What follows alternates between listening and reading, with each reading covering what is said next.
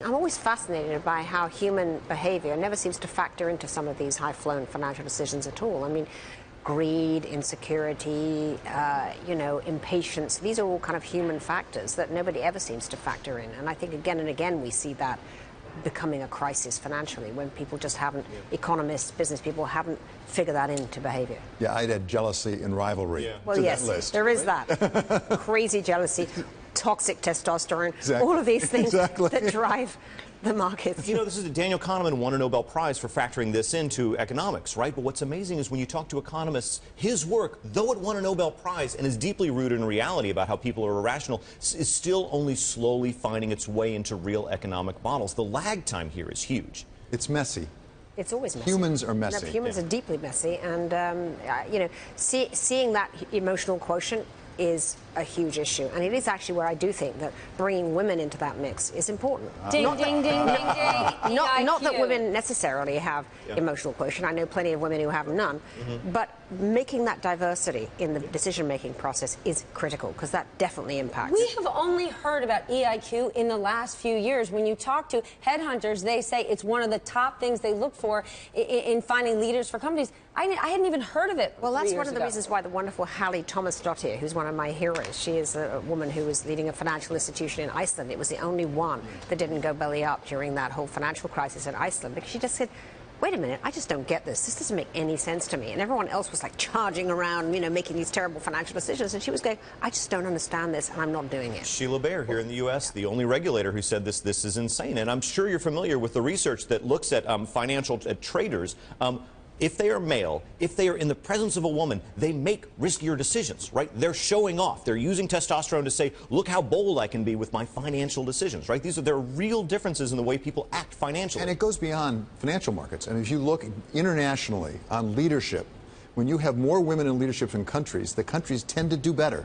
They get in fewer wars, they make better investments. They do. It's interesting. Hallie Dottir, who was just recently at our London Women in the World Summit, I mean, she makes the point that it's the power of three, actually, on a board, for instance. It's like one woman is a token, two women is a minority, three women is a decision-making group, and that you have to have three. That's her whole motto. Then where's the disconnect? Talked about what you have learned in Women in the World Summits. There are women who want to get corporate board seats, who want to be CEOs of companies, and there's not a company out there today that will openly admit they don't want that. So why isn't it happening yet? What is the real narrative? I think, firstly, I do think people hire the people they know, and so when it comes to picking boards, I do think that the men who are obviously mostly in charge want to have the people they were in the last foxhole on a deal with. So they turn to the person they were last working with, or people they know in their circle. And they are obviously predominantly men. So that reinforces itself again and again. And secondly, I think one of the big problems we're now having is that this leadership pipeline of women just isn't getting any better, really. Very, very small gains in that. The fact is that, so many women are dropping out of the workforce at the moment that it's become a huge problem. Why are they dropping out of the workforce? It's because it goes back to the childcare issue. It goes back to the evil work-life balance issue, is that women just give up at a certain point. They say, I cannot handle all this with so little paid, family time, with so little time to be with my family. I'm going to have to make this horrible decision. Then is that corporate America's fault, or is that just life? No, I think actually that there is real changes happening in corporate America, because what these companies are now beginning to understand is it's very bad for business to lose their women leaders. You're investing all of this time, all of this money into growing women leaders, and then they disappear on you. So you've got now companies like Vodafone, for instance. It's interesting. I mean, this is a male CEO, but this is what I think is very encouraging.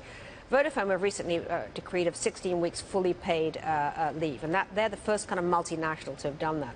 And they found that recruiting and training new employees to replace women leaving the workforce costs $47 billion, which is far higher than the $28 billion of these maternity benefits and these maternal benefits. So it's actually very good for business because they keep women in the workforce. But then there's a social question. These companies are ready for it. They want to bring these women back.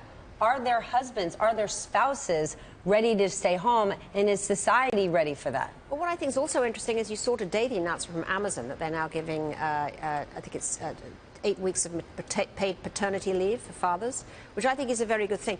You know, in Women in the World in London, we had with us the German Defense Minister, Ursula von der Leyen, who's an amazing woman. She has 7 children, can you believe it? And she's the Defense Minister. So she's been very, very involved in her career when she was Labour Minister and Minister for Family for addressing these issues of work-life, because she had 7 kids, if you can believe it. She gets Labour. She's unbelievable. And she said that she changed these maternity laws in Germany. They have 1 year's paid maternity leave, and she also instituted 2 months, in addition, paid paternity leave, which the men only get if they stay home when their wife returns to work. And it's just transformed the whole attitude